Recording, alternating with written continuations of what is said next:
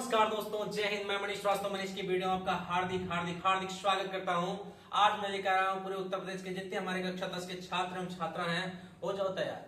आज का जो सेशन है बहुत ही अच्छा सेशन है, एसएसटी सामाजिक ज्ञान का, आपके हिस्ट्री के टॉपिक का, भारत में राष्ट्रवाद। इतना सुंदर पाठ है, इतना सुंदर पाठ है, इतना सुंदर पाठ है कि जिसको आप शिक्षा के क्षेत्र में नंबर भी पा सकते हो और जीवन में बहुत सारे कॉम्पिटिटिव एग्जाम में, प्रतियोगी परीक्षाओं में जब आप बैठोगे तो इस आपके पाठ से बहुत सारे प्रश्नों को पूछा जाएगा। तो आज इसको शून्य से शिखर तक पहुंचाने का काम मैं आपकी इस वीडियो में करने जा रहा हूं। तो बिना देर किए आइए शुरू करते हैं इस प्यारे से पाठ को। जैसा कि आप देख पा रहे होंगे, कक्षा 10 यूपी बोर्ड हिस्ट्री का यह टॉपिक है, भारत में राष्ट्रवाद कैसे पढ़ें, क्या है भारत में राष्ट्रवाद। तो आइए इसको देखते हैं और बिना देर के देखते हैं। कहना चाहूंगा कि खुद ही सुकरात की हो या रुदात गांधी की सदाकत के हर मोड़ पर जिंदगी हार जाती है। अब दोस्तों, खुद ही सुकरात की हो या रुदात गांधी की सदाकत के हर मोड़ पर जिंदगी हार जाती है। फटे कपड़े पहनकर गुजरे कोई तो समझ लेना, फटे कपड़े पहनकर गुजरे तो कोई समझ लेना, वही पगडंडी मेरे गांव जाती है, वही पगडंडी मेरे गांव जाती है। आइए शायरी के साथ इस वीडियो की शुरुआत करते हैं। जैसा कि आप देख पा रहे होंगे, पाठ का नाम है भारत में राष्ट्रवाद कैसे पढ़ना है। तो आज इस पाठ को हम आपको पढ़ाने जा रहे हैं। ये है आपके सामने पीपीटी। इस पीपीटी में मैं आपको बताऊंगा कि भारत में राष्ट्रवाद पाठ कैसे शुरू करते हैं। देखो, जब हम इस पाठ को पढ़ते हैं भारत, तो भारत क्या है बच्चों? भारत हमारा देश है। भारत हमारा क्या है? देश है। और भारत में राष्ट्रवाद, ये राष्ट्रवाद क्या होता है? तो यहाँ पर आपको दिखाई पड़ रहा होगा, लिखा है राष्ट्रवाद। राष्ट्रवाद का अर्थ में बात करूंगा। सबसे पहले हमारी बातें आपसे कैसी होगी? राष्ट्रवाद से। जैसे मैं भारत देश का एक नागरिक हूं और मुझे अपने भारत देश से क्या है? प्यार है। तो मेरे अंदर जो अपने भारत देश के प्रति प्यार है, इसी को क्या कहते हैं? राष्ट्रवाद क्या कहते हैं। जब कोई भी नागरिक एक ही देश का हो, एक ही राष्ट्र का हो और उस नागरिक के अंदर अपने राष्ट्र, अपने देश के प्रति प्रेम होता है, तो उसे ही राष्ट्रवाद कहते हैं। और जिस व्यक्ति के अंदर ये प्रेम होता है, उसे राष्ट्रवादी कहते हैं। जैसे भारत होता है तो भारत का नागरिक भारतीय कहलाता है, वैसे राष्ट्र के प्रति जो प्रेम है उसे राष्ट्रवाद कहते हैं। और ये प्रेम जिसके अंदर होता है उसे राष्ट्रवादी कहते हैं। अब आगे बात आती है प्रथम विश्व युद्ध का शुभारंभ और इसके प्रभाव। तो बात करते हैं युद्ध की। तो युद्ध में से होता है वार। ये बात और ये पाठ स्टार्ट होता है प्रथम विश्व युद्ध से बच्चों। प्रथम विश्व युद्ध जो हुआ था वो आपके 1914 से लेकर 1918 तक चला था, जिसमें दो राष्ट्र थे। एक राष्ट्र का नाम था धुरी राष्ट्र और एक का नाम था मित्र राष्ट्र। जो मित्र राष्ट्र था इसमें भी शक्तिशाली बहुत सारे देश थे और जो धुरी राष्ट्र था इसमें भी बहुत सारे शक्तिशाली देश थे। तो जो शक्तिशाली देश थे वह अपने साथ छोटे छोटे देशों को मिलाकर युद्ध को कर रहे थे। तो जो आपका मित्र राष्ट्र था, इस मित्र राष्ट्र में ब्रिटेन था। कौन था? ब्रिटेन। तो ब्रिटेन ने क्या की चालाकी, उसने अमेरिका को अपने अंदर समाहित किया कि अमेरिका तुम मुझे कोऑपरेट करो। अमेरिका उसको कोऑपरेट करता है। फिर वो कहता है क्या? कहता है कि भारत आप मुझको कोऑपरेट करो। भारत भी उसका कोऑपरेट करता है। जब भारत कोऑपरेट करता है, अमेरिका कोऑपरेट करता है, तो आपका ब्रिटेन मित्रराष्ट्र प्रथम विश्व युद्ध जीत जाता है। और जब वह प्रथम विश्व युद्ध जीत जाता है तो करीब 200 सालों तक, कितने सालों तक? 200, करीब बच्चों 200 सालों तक भारत को गुलाम बनाता है। और भारत को पता भी नहीं चलता कि हम गुलाम बन चुके हैं, हमारे ऊपर अंग्रेज क्या कर रहे हैं? कब्जा कर चुके हैं। लेकिन जब ये चीजें सामने आना शुरू हुई, इसका प्रभाव दिखा कि प्रथम युद्ध में करीब 90 लाख सेना मारी गई और 2 करोड़ सेना क्या हो गई थी? घायल हो गई थी। और जितनी सेनाएं मरी और घायल हुई, कितने बम विस्फोट हुए, कितने घर तबाह हो गए, कितने बहनों के सुहाग उजड़ गए, कितनी माओ ने अपने लाल को खो दिया, पुत्र को खो दिया। ये सारी समस्याएं जब हुई तो व्यापार पर प्रभाव पड़ा, पूंजी पर प्रभाव पड़ा, व्यक्तिगत प्रभाव व्यक्तियों की भावनाओं पर पड़ा। ये सारी चीजों को जब देखा गया तो भारत के लोग जागे कि वास्तव में ब्रिटेन हमारे ऊपर क्या कर चुका है? कब्जा कर चुका है। लेकिन अब इसी बीच गांधी जी की जो साउथ अफ्रीका में थे, करीब जनवरी 1915 में भारत लौट जाते हैं। जब जनवरी 1915 में गांधी जी का आगमन भारत में होता है तो गांधी जी ने क्या किया? सत्याग्रह किया। अब सत्याग्रह का अर्थ समझते हैं, सत्य आग्रह, दोनों को जोड़ा तो हो गया सत्याग्रह। गांधी जी ने कहा देखो, अगर आपके साथ गलत हो रहा है तो मैं मानता हूं कि आपके साथ जो गलत हो रहा है उसके लिए मैं लड़ाई लड़ूंगा। लेकिन हमारी जो लड़ाई होगी वो सत्य पे आधारित होगी, क्योंकि मैं अहिंसा का पुजारी नहीं हूँ। अहिंसा का पुजारी हूं मैं, हिंसा का पुजारी नहीं हूँ। वैलियंस एंड नॉन वैलियंस होता है, हिंसा और अहिंसा। गांधी जी अहिंसा के पुजारी थे, तो गांधी जी ने कहा कि आपको मैं सच्चाई के मार्ग पर ले चल करके सभी न्याय को दिलाऊंगा। तो गांधी जी 1915 में भारत आए बच्चों, और भारत में आने के बाद उन्होंने की साबरमती के आश्रम की स्थापना। वह जानते हैं गुजरात की में जन्म हुआ था उनका। साबरमती का उन्होंने क्या किया, आश्रम की स्थापना की। जब उन्होंने साबरमती आश्रम की स्थापना की तो चलिए समय बीता 1916, यहाँ क्या लिखा 1917, तो आप इसको 1917 नहीं पढ़ेंगे क्या, इसमें 1916 कहीं कहीं किताब देता है, आप इसको 1917 पढ़ेंगे। गांधी जी जब आपके भारत आते हैं तो जनवरी 1915 में आते हैं। 1917 में इन्होंने सबसे पहला आंदोलन शुरू किया जिसका नाम था चंपारण। ये चंपारण आंदोलन क्या था, इसके बारे में आपको बहुत अच्छे तरीके से समझाता हूँ, ध्यान से आप समझने का प्रयास करेंगे कि जो चंपारण आंदोलन था वो चंपारण आंदोलन में गांधी जी को राजकुमार शुक्ला का था, ठीक है, गांधी जी को राजकुमार शुक्ला अपने साथ बिहार ले जाते हैं, और बिहार ले जाकर के वहां के किसानों के दुख दर्द को बताते हैं। वहां पर कंडीशन क्या थी, स्थिति क्या थी किसानों की, मैं आपको बताता हूँ कि जो वहां के जमींदार थे वो किसानों से जबरदस्ती नील की खेती कराते थे। इंडिगो में होता है नील, और जो नील की खेती करवाते थे तो उस खेती को करने के बाद किसानों की जो फसलें होती थी, जो जमीन होते थे, वह उपजाऊ शक्ति खो जाती थी। तो किसान बड़े परेशान थे। उसमें से एक गरीब किसान था जिसका नाम था राजकुमार शुक्ला।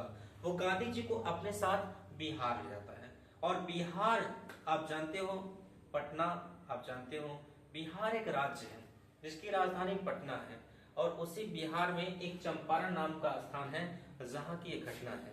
गांधी जी वहां जाते हैं अपने मित्र राजेंद्र प्रसाद के साथ, जेपी कृपलानी के साथ, मलखानी के साथ, मोतिहारी नामक स्थान पे उन्होंने न्यायालय में अपनी बातों को रख करके किसानों की पक्षपात करते हुए किसानों को न्याय दिलवाते हैं।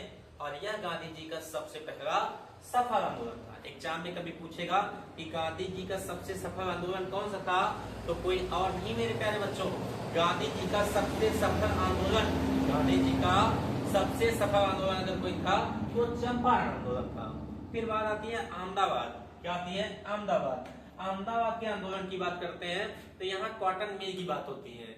गांधी जी की बात होती है कि कॉटन एक मिल थी, जिस कॉटन मिल समझते हो रुई होता है, उस कॉटन मिल में प्लेग नाम की बीमारी फैल गई थी। अब बच्चों जब प्लेग नाम की बीमारी फैल गई थी तो वहां मजदूर काम करने से मना कर दिए कि भाई देखो बीमारी फैली है, हम काम नहीं करेंगे।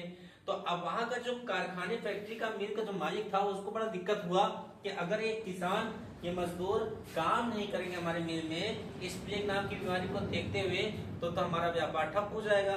तो उन्होंने गांधी जी के उन्होंने आपके अहमदाबाद के किसानों के मजदूरों के सामने ये प्रस्ताव रखा कि अगर आप सब इस बीमारी में, महामारी में हमारा साथ देंगे, हमारी कंपनी में, कारखाने, फैक्ट्रियों में काम करेंगे तो आपको हम 70% बोनस देंगे। अब जितने भी किसान थे भाई गरीब थे, गरीबी ऐसी चीज ही होती है, सब राजी हो गए कि चलिए ठीक है कोई दिक्कत नहीं, ठीक है। सब 70% बोनस पे काम करना शुरू कर दिए, और कुछ समय बीतने के बाद ये प्लेग नाम की जो महामारी थी समाप्त हो गई, और अचानक से उस मिल के जितने भी मालिक थे उन्होंने वो बोनस मजदूरों को देना बंद कर दिया। जब मजदूरों को बोनस देना बंद कर दिया तो मजदूरों ने कहा ऐसा कैसे, जब संकट था तो आप दे रहे थे पैसा, हम लोग ले रहे थे, काम कर रहे थे, अब संकट खत्म हो गया है तो बोनस देना बंद कर देंगे।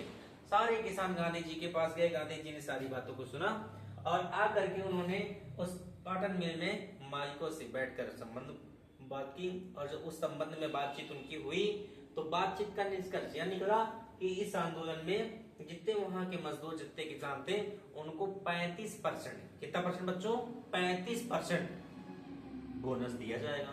और इस बात पे वहां की कॉटन मिल के मालिक थे वो सहमत हो गए।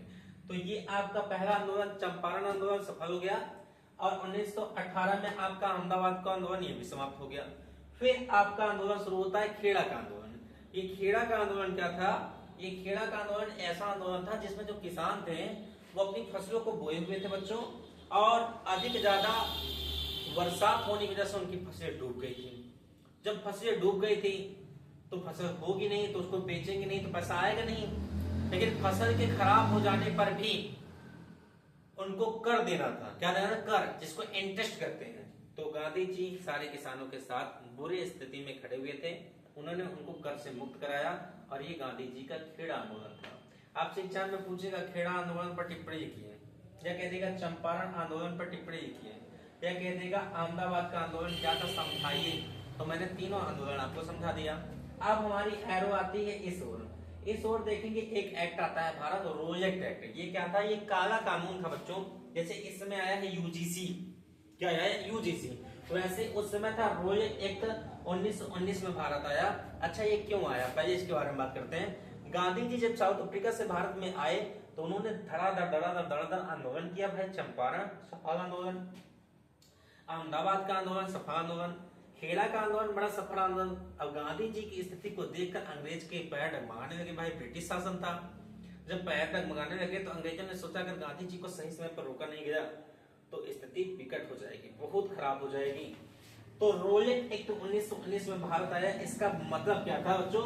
इसका मतलब यह था कि अगर कोई भी भारतीय कहीं पर अंग्रेजों के खिलाफ कोई साजिश करता हुआ पकड़ा गया या शक के आधार पर पकड़ा गया तो नो अपील नो बेल, कोई अपील नहीं होगी, कोई दलील नहीं होगी, कोई बेल नहीं होगा, सीधा उसको जेल में डाल दिया जाएगा।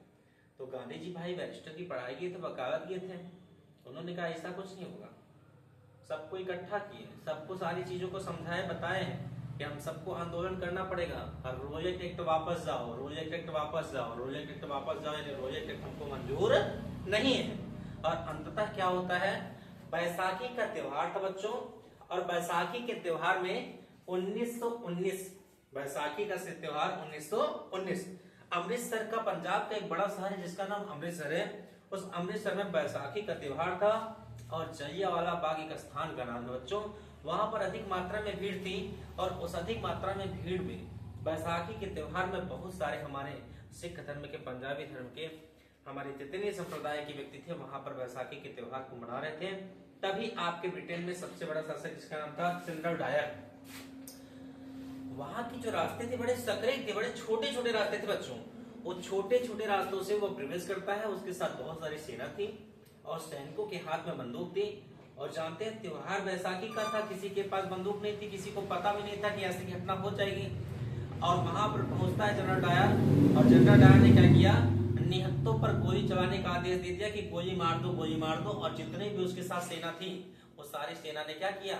गोली बरसा दी और निहत्तों पर गोलियां बरसा दी। यहाँ तक मैं आपको बताना चाहूंगा कि कितने इतने हमारे भाई थे जो कुएं में कूद गए अपनी जान बचाने के लिए, लेकिन वहां पर भी मर गए। और कितने ऐसे हमारे भाई थे जो बचे हुए थे, जनरल डायर ने उनको सड़कों पर घुटनों के बल चलवाया, उनके बालों को पकड़ के घसीटा। यानी उसने रोलेट एक्ट के विरोध करने वाले जितने भी हमारे क्रांतिकारी वीर थे सबको मारने का प्रयास किया, सबको मारने का प्रयास किया। अब आगे देखेंगे, एरो ऊपर गई है। अब ऊपर क्या होता है? ऊपर देखेंगे एक आंदोलन शुरू हुआ था, 1919 से शुरू हुआ था और 1924 में समाप्त हो गया था। इस आंदोलन को प्यारे बच्चों खिलाफत आंदोलन के नाम जानते हैं। इस आंदोलन के नाम से खिलाफत। ये खिलाफत आंदोलन क्या है? खिलाफत आंदोलन क्यों शुरू हुआ बताना चाहूंगा। ब्रिटेन जो शासन था, इस ब्रिटेन शासन में जो हमारे तुर्की के राजा थे जिनको खलीफा कहा जाता था, तुर्की के जो राजा थे उनको खलीफा कहा जाता था बच्चों। और उन खलीफा के पद को हटाने के लिए ब्रिटेन ने इस आंदोलन को किया। जब ब्रिटेन ने बहुत प्रयास किया कि हम तुर्की के राजा खलीफा को अगर उसके स्थान से हटा देंगे तो हम वहां पे कब्जा कर लेंगे, लेकिन भारत के जितने भी मुसलमान थे सब इस आंदोलन में आगे आके खड़े हो गए। और गांधी जी ने भी क्या किया? सपोर्ट किया। देखो शुरुआत कभी एग्जाम में पूछेगा खिलाफत आंदोलन की शुरुआत किसने की थी तो आपके मन में आता है गांधी जी ने। खिलाफत आंदोलन की जो शुरुआत थी वो दो भाई ने की थी। किसने की थी? दो भाइयों ने, मोहम्मद अली और शौकत अली। ये दो भाई थे, अली भाई थे, इनका नाम था मोहम्मद अली और एक का नाम था शौकत अली। इन दोनों भाइयों ने इस आंदोलन की शुरुआत की थी। इस आंदोलन में उनका मानना था कि तुर्की के राजा खलीफा को उनके स्थान से हटाया नहीं जाए।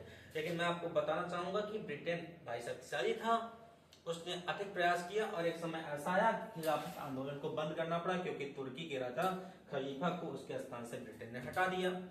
और जब हटा दिया तो भाई आंदोलन चल के क्या करेगा? तो 1924 से चल के 1919 चल के 1924 में आंदोलन क्या हो गया? खत्म हो गया। फिर गांधी जी ने मन में ठाना किया समस्या यहाँ पे आ रही है कि हम सारे लोग मूर्खों की तरह ब्रिटेन की सेनाओं का या अंग्रेजों की सहायता कर रहे हैं। हम अगर आपके अंग्रेजों की सहायता करना बंद कर दें, इनका असहयोग कर दें, तो वास्तव में कमजोर पड़ जाएगा। तो गांधी जी ने क्या किया, 1920 में आपके असहयोग आंदोलन को शुरू किया। और असहयोग आंदोलन को मतलब उन्होंने मन में ठाना और सबको बताया कि गांधी जी ने कहा कि अंग्रेजों को जिस तरीके से आप सहायता करते हैं, चाहे आप अंग्रेजी स्कूल में पढ़ते हो, अंग्रेज की सेना बन जाएं, या आप प्रोफेसर के पद में हो या वकालत करते हो, कोई भी ऐसा काम जो ब्रिटेन का हो, अंग्रेजों का हो करते हो, आप उस काम को करना बंद कर दीजिए। अब गांधी जी के इस आंदोलन को देखते हुए बहुत सारे लोगों ने इस आंदोलन में भाग लिया। भागने का मतलब पार्टिसिपेट किया। बहुत सारे लोगों ने इस आंदोलन में भाग लिया कि अंग्रेज का हम सहायता नहीं करेंगे, उसकी रीढ़ की हड्डी तोड़ना है। अब पंडित जवाहरलाल नेहरू ने क्या किया, शहरों में आंदोलन किया। अब शहरों में आंदोलन किया, फिर अवध के किसानों में आंदोलन हुआ, आदिवासी आंदोलन हुआ, बागान मजदूरों में आंदोलन हुआ। इसके बारे में हम चर्चा करते हैं, ध्यान समझिएगा। ठीक है, शहरों में आंदोलन, शहरों में जब आपके असहयोग आंदोलन हुआ बच्चा, तो जो शहर के हमारे वकील भाई थे, प्रोफेसर पद पे थे, सेना में थे, ये सारे लोग अंग्रेजों का काम करना बंद कर दिए। फिर आपका यह आंदोलन आता है अवध किसान। अवध के किसान ऐसे किसान थे जिनको बहुत ज्यादा कर देना पड़ता था। तो पंडित जवाहरलाल नेहरू ने कहा कि आप सब बहुत ज्यादा मजबूर हो चुके हैं। गांधी जी ने एक आंदोलन शुरू किया जिसका नाम है असहयोग आंदोलन। आप सब बढ़ चढ़कर उसमें हिस्सा लीजिए, आपको बढ़ चढ़कर उसमें पार्टिसिपेट करना चाहिए ताकि आप जीवन में किसी को कर न दें। तो सारे अवध के किसान भी गांधी जी के असहयोग आंदोलन में कूद पड़े। अब बात आती है आदिवासी आंदोलन। आदिवासी क्या है भैया, आदिवासी का मतलब छत्तीसगढ़ी नक्सली एरिया, जहां पर पर्वतों पर रहते थे या पहाड़ों पर जंगलों में रहने वाले जो लोग हैं, जिनको सुख सुविधाएं नहीं मिल पाती हैं, उनको आपके असहयोग आंदोलन में आने के लिए बहुत ज्यादा मजबूर किया गया कि आप सब अगर एक बार असहयोग आंदोलन की बागडोर संभाल लेंगे या इसमें पार्टिसिपेट करेंगे तो जीवन में आपको स्वतंत्रता मिलेगी। सारे आदिवासी भाई भी इस आंदोलन में कूद पड़े। अब बागान मजदूर का क्या बात है, 1855 की बात है, और ब्रिटेन ने एक एक्ट निकाला था जिस एक्ट में जो बागान में काम करने वाले जो हमारे मजदूर थे, जैसे चाय की खेती हो गई, कॉफी का प्लांटेशन हो गया, तो ये सारे लोग जो थे बच्चों, वह उसी बागान में काम करेंगे, वो उससे बाहर नहीं आ पाएंगे। बाहर का मतलब क्या, कि बाहर की दुनिया में नहीं जा सकते, नहीं आ सकते। जैसे कभी कभी देखिए गांव में आपके जो भट्टे का उद्योग होता है, वहां पर छत्तीसगढ़ से हमारे भाई आते हैं जो मेहनती होते हैं, उनको ईंटा पातने के लिए, बनाने के लिए रखा जाता है। और अगर वो कोई दूसरा काम करने लगे तो ईंटे भट्टे के जो मालिक होते हैं उनके ऊपर दबाव डालते हैं, क्योंकि उनको एक काम के लिए आए हैं, वो दूसरा काम नहीं कर सकते, ऐसा उनका मानना होता है। ठीक वैसे ही जितने भी आपके शहर के लोग थे, अवध के किसान थे, आदिवासी भाई थे और बागान मजदूर थे, ये सारे लोग मिलकर के असहयोग आंदोलन में क्या हो गए, कूद पड़े। लेकिन गांधी जी की एक गलती थी। गांधी जी गलती इतनी सी थी, इस आंदोलन को शुरू किया गया है तो इसको समाप्त कब करना है, इसका निष्कारण कैसे करना है, ये इन्होंने नहीं बताया। और इस वजह से आंदोलन धीरे धीरे क्या हुआ, कमजोर होता गया। जितने भी हमारे कॉलेज में पढ़ने वाले लोग थे, प्रोफेसर पद पे थे, वकील थे, ये सारे लोग फिर से अपने अपने काम पे लौट गए, क्योंकि भाई इनकी शादी हो गई थी, बीवी बच्चों को पालना था, पोसना था। जब ये सब लोग फिर से अपने आंदोलन को छोड़कर अपने काम पे लौट गए ना, तो गांधी जी का यह आंदोलन है थोड़ा कमजोर दिखा। और तभी एक घटना होती है चौरी चौरा घटना। कौन सी घटना, चौरी चौरा। ये चौरी चौरा जो घटना थी बच्चों, ये चौरी चौरा घटना की मैं आपसे बात करना चाहूंगा। तो आपके उत्तर प्रदेश जहां पर आप हैं, यहाँ पे मैं हूँ प्रतापगढ़ डिस्ट्रिक्ट से मैं पढ़ा रहा हूँ आपको। My name is Manish Shrivastava. Manish की वीडियो को देख रहे हैं बच्चों।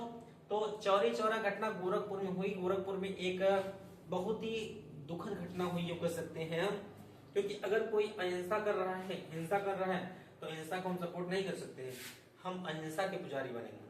गांधी जी का देखिए मानना था कि एक गाल पे कोई थप्पड़ मारे तो एक गाल क्या कर दो, आगे कर दो। या आपको कोई मार रहा है, आप उसको जवाब दो, ऑटोमेटिक उसको लगेगा उस समय के बाद पछतावा होगा, यार मैं इसको इतना कुछ बोल दिया, इतना मार दिया, इतना एब्यूज कर दिया, उसके बाद भी कुछ नहीं कर रहा है, वो खुद आपसे सॉरी कह देगा। वो क्या करेगा, खुद आपसे सॉरी कह देगा। ठीक वैसे ही चौरी चौरा घटना बच्चों गोरखपुर में एक आपका कार्य वहां पर कह सकते हैं जेल था, जिस जेल में आपके कैदियों को, ब्रिटेन के कैदियों को, अंग्रेज कैदियों को जला दिया गया था। अच्छा, जलाया क्यों गया था? गोरखपुर में जो हमारे किसान थे वो शांति से अपना प्रदर्शन कर रहे थे, लेकिन वहां पर जो अंग्रेज के जो सिपाही थे उन्होंने लाठी चार्ज कर दी।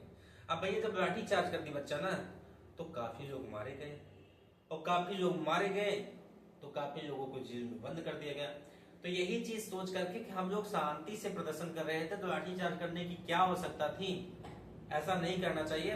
इसी चीज को देखते हुए काफी लोगों ने मिलकर चौरी चौरा घटना में गोरखपुर में जेल में आग लगा दी, जिससे काफी अंग्रेज सिपाही मर गए। गांधी जी बड़े दुखी हो गए क्योंकि गांधी जी अहिंसा के पुजारी थे। गांधी जी ने क्या किया, इस असहयोग आंदोलन को 1920 में जिसको शुरू किया था 1922 में इसको क्या कर दिया, पूर्ण रूप से समाप्त कर दिया। अब तभी आपका बच्चा आता है साइमन कमीशन। ये साइमन कमीशन क्या है, 1928 में साइमन कमीशन भारत आता है। साइमन कमीशन क्या है मैं आपको समझाता हूँ कि साइमन कमीशन का मतलब भारत में साइमन कमीशन आया था। 7 ब्रिटेन के महान ज्ञानी व्यक्तियों को भारत भेजा गया था ये बताने के लिए कि आपके कॉन्स्टिट्यूशन में क्या क्या परिवर्तन करना है, क्या क्या चीजें करनी है, कैसे क्या होगा, आपका नियम क्या है, आपका कॉन्स्टिट्यूशन क्या है। तो भारत के लोग बड़े गुस्सा हो गए कि अरे भाई तुम बताओगे हमको क्या करना है क्या नहीं। अरे भारत में खुद इतने ज्ञानी ज्ञानी व्यक्ति थे, क्या सुभाष चंद्र बोस नहीं थे, गांधी जी नहीं थे, लाल बहादुर शास्त्री नहीं थे, डॉक्टर भीमराव अम्बेडकर नहीं थे, कौन नहीं थे, चंद्रशेखर आजाद नहीं थे, कौन नहीं थे, सब पढ़े लिखे थे, मदन मोहन मालवीय जी थे, सब ज्ञानी आदमी थे। सबके ज्ञानी आदमी होने के बाद 7 ज्ञानी आदमी को ब्रिटेन से भेजा जा रहा है कि जाओ साइमन कमीशन को बताओ क्या चीजें कैसी हैं। तभी आपका नारा होता है Simon go back, Simon A Simon go back, वापस जाओ वापस जाओ। काला झंडा दिखा करके उनको वापस जाने का संकेत दिया जाता है। तब भाई आपके लॉर्ड इरविन की बारी आती है, जो कि आपका अंग्रेज का सबसे बड़ा जनरल था, लॉर्ड इरविन। तो लॉर्ड इरविन कहता है देखो ऐसा है कि साइमन कमीशन अगर वापस आएगा तो ठीक है, आपको एक मैं एक्ट देता हूं, जिस एक्ट के हिसाब से काम करें उस एक्ट के हिसाब से काम करेंगे। तो 1928 में एक एक्ट होता है, इस एक्ट के हिसाब से आपको छोटे मोटे समझौते, छोटे मोटे झगड़े जो होंगे उसका आप निस्तारण कर सकते हैं, लेकिन कोई बड़ा मैटर होगा ना तो उस बड़े मैटर का निपटारा हम सब करेंगे। तो कुछ समय तक ऐसा हुआ, लेकिन जवाहरलाल नेहरू इसको नहीं माने। एक साल बीतने के बाद 1929 में लाहौर आंदोलन हुआ, या लाहौर अधिवेशन कह सकते हैं। लाहौर अधिवेशन में आपके जवाहरलाल नेहरू सबको इकट्ठा करते हैं। इकट्ठा करने के बाद उन्होंने पूर्ण स्वराज की मांग कर दी। पूर्ण स्वराज का मतलब हमें आधी स्वतंत्रता नहीं चाहिए, अब हमें पूरी स्वतंत्रता चाहिए। और जब पूरी स्वतंत्रता चाहिए, गांधी जी और हावी हो गए, जवाहरलाल नेहरू हावी हो गए कि हाँ हमको पूर्ण स्वराज चाहिए, पूर्ण स्वतंत्रता चाहिए, पूर्ण स्वराज चाहिए। तो लॉर्ड इरविन समझ गया कि हाँ समस्या आएगी। तो लॉर्ड इरविन ने समझौते पर हस्ताक्षर किया कि इतनी इतनी बात है। तो गांधी जी ने काफी समझौते की शर्तें रखी कि हर व्यक्ति बंदूक नहीं रख सकता, जो बंदूक रखेगा उसके पास लाइसेंस होनी चाहिए, कोई किसी को पीड़ा नहीं पहुंचा सकता, कोई किसी को मार पीट नहीं सकता है, सारी चीजें उन्होंने रखी, शर्त रखी। लॉर्ड इरविन जाता है माना भी बातें, लेकिन लॉर्ड इरविन बात मानने के बाद भी धोखा दे दिया। क्या किया, धोखा दे दिया। यहाँ पर देख सकते हैं गांधी जी और लॉर्ड इरविन के बीच जो समझौता हुआ था, तो समझौता में आपके दिल्ली से आपके द्वितीय गोल में समझौता हुआ, जहां पर गांधी जी गए। समझौता में जब गांधी जी गए तो गांधी जी जाने के बाद जब वापस लौटे तो बात है 1930 से 1934 की। और 1930 से 1934 के बीच में जब आपकी गांधी जी 1930 में गए द्वितीय गोल में सम्मेलन में, तो गांधी जी 1932 में वापस लौटे। तो वापस लौट कर देखा गया कि जो हमारे भारत के मजदूर थे, किसान थे, उद्योगपति थे, जो आपके दलित समुदाय के लोग थे, मुसलमान थे, ये सारे लोगों ने दम तोड़ दिया था। अर्थात कहने का मतलब है कि जो स्वराज था, जो आंदोलन था, ये असहयोग आंदोलन जिसकी शुरुआत 1930 में हुई और 1934 में असहयोग आंदोलन क्या हो गया था, बंद हो गया था। यहाँ पर देख सकते हैं असहयोग आंदोलन है, ये असहयोग आंदोलन 1920 शुरू 1922, लेकिन यहाँ पर सविनय अवज्ञा आंदोलन, सॉरी गलती होगी बच्चों, यहाँ पर है सविनय अवज्ञा आंदोलन। क्या है बच्चा, सविनय अवज्ञा आंदोलन, सविनय अवज्ञा आंदोलन। इसकी शुरुआत मेरा बच्चा 1930 में हुई और 1934 में समाप्त हो गया। तो 1930 में गांधी जी और सभी लोगों ने सविनय माना था, विनय प्रेम के साथ, अवज्ञा में न मानना। गांधी जी ने कहा कि बड़े प्रेम से के साथ ब्रिटेन के जितने भी अधिकार हैं, ब्रिटेन के जितने नियम है, उसको हम सब मानने को तैयार नहीं है। जब 1930 में आपका सविनय अवज्ञा आंदोलन शुरू हुआ तो गोद में सम्मेलन के बाद गांधी जी भारत लौटे, तो यह आंदोलन बड़ा कमजोर हो गया था, क्योंकि गांधी जी बिना बताए सबको गए हुए थे और सबने सोचा कि हम इतनी बड़ी लड़ाई लड़ रहे हैं, उसके बाद भी गांधी हमारा सपोर्ट नहीं कर रहे हैं, तो गोल में सम्मेलन में अकेले गए हैं, पता नहीं वहां क्या बात करेंगे क्या नहीं करेंगे, यही सारी बातें होती है मेरा बच्चा। और यह आंदोलन 1934 में क्या हो जाता है, बंद। अच्छा, एक इसके बीच एक और बात होती है, 1932 में ही आपका पूना पैक्ट होता है। ये पूना पैक्ट क्या है, पूना पैक्ट की अगर मैं बात करता हूँ तो पूना पैक्ट में डॉक्टर भीमराव अम्बेडकर, जहां पर उनके दलित समुदाय के बहुत सारे ज्यादा मात्रा में लोग थे, ज्यादा मात्रा में संख्या वहां पर थी, तो पूना पैक्ट में बचा कि उन्होंने कहा था कि हम समझौता कर रहे हैं पूना पैक्ट में कि जहां पर दलित समुदाय जाता है हमें स्वतंत्रता दी जाए कि हम अपने हिसाब से किसी भी चुनाव को लड़ेंगे, अपने हिसाब से हमारा नेता होगा, हमारी सारी चीजें होंगी। तो गांधी जी ने कहा ऐसा नहीं है, ऐसा नहीं है, ऐसा नहीं करने देंगे हम, पूना पैक्ट में हस्ताक्षर मैं नहीं करूंगा। बहुत गांधी जी और डॉक्टर भीमराव अम्बेडकर पर बहुत सारी बातचीत होती है, अंतिम में एक बात पे समझौता होता है कि आने वाले भविष्य में भारत जब स्वतंत्र हो जाएगा तो जितने भी SC ST हैं अर्थात जितने भी दलित समुदाय के लोग हैं उनको आरक्षण दिया जाएगा। आरक्षण का मतलब होता है छूट। तो डॉक्टर भीमराव अम्बेडकर इस बात पर सहमत हो गए, जो कि आपका 1932 में पूना पैक्ट समझौता हुआ था। तो यही समझौता था कि आपके दलित समुदाय को क्या दिया जाएगा, आरक्षण दिया जाएगा। इसके बाद बच्चों शुरू होता है आपका नमक आंदोलन। मैं आपको बताना चाहूंगा दांडी मार्च की यात्रा हुई साबरमती आश्रम से। दांडी की यात्रा गांधी जी ने की, 24 दिनों की यात्रा थी, 78 लोग गांधी जी के साथ थे। 240 मील की दूरी तय करके गांधी जी गए और जाकर के दांडी के तट पर उन्होंने नमक बना करके नमक आंदोलन को तोड़ा। इसके पहले नमक पर कर लगता था, लेकिन यह नमक पर कर अब लगना बंद हो गया। फिर शुरू होता है आपका बच्चा बहुत प्यारा आंदोलन, जिसे कहते हैं क्या, ध्यान दीजिएगा, इस तरह मैं आपको बताना चाहूंगा, भारत छोड़ो आंदोलन। कौन शुरू, भारत छोड़ो आंदोलन। और भारत छोड़ो आंदोलन यहाँ ऊपर लिखा है, ये भारत छोड़ो आंदोलन शुरू होता है, लेकिन मेरा बच्चा शुरू कब होता है, इसकी शुरुआत होती है 1942 में। और यह जो भारत छोड़ो आंदोलन शुरू होता है इसकी शुरुआत 1942 में होती है और यह आंदोलन धीरे धीरे मजबूती की ओर बढ़ता है। और एक समय ऐसा आता है 15 अगस्त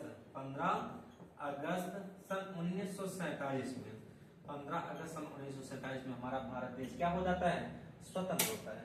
तो ये आज का हमारा टॉपिक था। मैं आशा करता हूँ कि आपको सुन में आया होगा।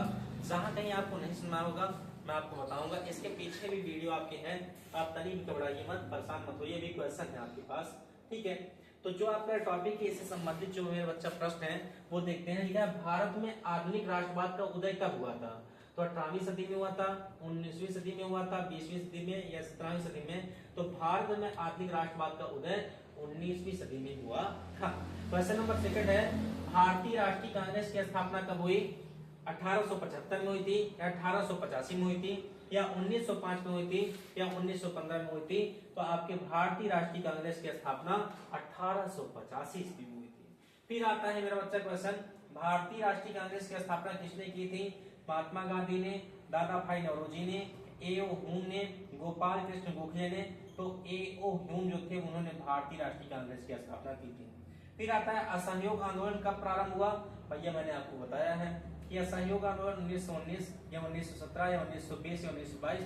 तो असहयोग आंदोलन की शुरुआत कब हुई थी, 1919 से 1920 से 1922। तो ये आपका 4 क्वेश्चन हो गया। इसके बाद आता है 5वां नंबर क्वेश्चन, ध्यान से देखिए, मैंने पढ़ाया है क्वेश्चन और जवाब आपको देना है। चौरी चौरा की घटना किस वर्ष की है, तो चौरी चौरा की घटना 1919 की है कि 1920 की है कि 1921 की, 1922 की है। तो चौरी चौरा की घटना कब की है मेरा बच्चा, 1922 की। आगे आता है असहयोग आंदोलन वापस लेने का कारण क्या था, अंग्रेजों की दमन नीति, चौरी चौरा की हिंसा, खिलाफत आंदोलन की असफलता, कांग्रेस की विभाजन। तो बता देंगे कि असहयोग आंदोलन वापस गांधी जी ने इसलिए था क्योंकि वहां पर घटना घट रही थी, कौन सी, चौरी चौरा। चौरी चौरा गोरखपुर में जो घटना घटी थी प्यारे बच्चों, उस घटना से गांधी जी ने दुखी होकर के असहयोग आंदोलन को वापस लिया था। फिर आता है खिलाफत आंदोलन किस उद्देश्य से संबंधित है, भारत से, तुर्की से, ईरान से, अफगानिस्तान।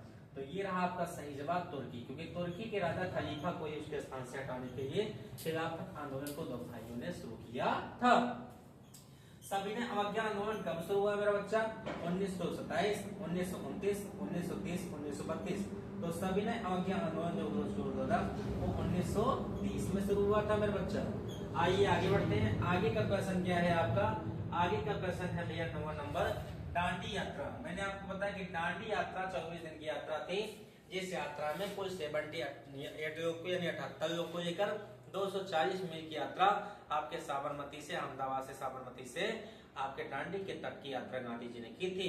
तो क्वेश्चन पूछ लिया है कि दांडी मार्च की शुरुआत कहां से हुई? ठीक है, वर्धा आश्रम, साबरमती आश्रम, सेवाग्राम आश्रम या अहमदाबाद? तो हम बताएंगे साबरमती आश्रम, क्योंकि आपको पता है गांधी जी जब भारत आए थे किसकी स्थापना की थी? साबरमती आश्रम की स्थापना की थी। फिर आता है दांडी मार्च का मुख्य उद्देश्य क्या था मेरा बच्चा? विदेशी कपड़ों का बहिष्कार, कर न देना, नमक कानून तोड़ना, अंग्रेजों से समझौता। तो दांडी मार्च की यात्रा नमक आंदोलन तोड़ने के लिए थी। किसको तोड़ने के लिए थी? नमक आंदोलन। फिर ये बच्चा करो या मरो का नारा किस आंदोलन में? तो करो या मरो का नारा असहयोग आंदोलन से जुड़ा था, सविनय अवज्ञा आंदोलन से जुड़ा था, भारत छोड़ो आंदोलन से, स्वदेशी आंदोलन। तो भारत छोड़ो आंदोलन आपका सी नंबर करेक्ट जवाब। ये रहा मेरा बच्चा करेक्ट जवाब, क्योंकि आपको बताएंगे 1942 में भारत छोड़ो आंदोलन शुरू हुआ था, जिसके लिए गांधी जी ने यह नारा दिया था कि करो या मरो।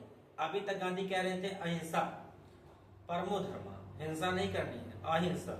और अभी गांधी क्या कह रहे हैं? गांधी जी कह रहे हैं करो या मरो, करो या मरो। आगे कहा गया भैया कि भारत छोड़ो आंदोलन कब प्रारंभ हुआ? 1935, 1939, 1940 या 1942? मैंने आपको सिखाया कि आपका 1942 तक करेक्ट आंसर। आगे देखते हैं बच्चा, ये आपका लास्ट पेज है, इस पार्ट का ध्यान से देखिएगा। कहा गया बच्चा, क्या कहा गया है कि जलियांवाला बाग हत्याकांड कब शुरू हुआ? 1917, 1918, 1919, 1920। तो जलियांवाला बाग हत्याकांड अमृतसर पंजाब में आपका 1919 बैसाखी के त्योहार के दिन हुआ था। आपको भी मैंने पढ़ाया। फिर पूछेगा जलियांवाला बाग हत्याकांड कहाँ हुआ था? लाहौर में, दिल्ली में, अमृतसर में, नागपुर में? तो भैया अमृतसर पंजाब। तो ये आपका सी नंबर सही जवाब। फिर रोलेट एक्ट किस वर्ष लागू किया गया था भैया?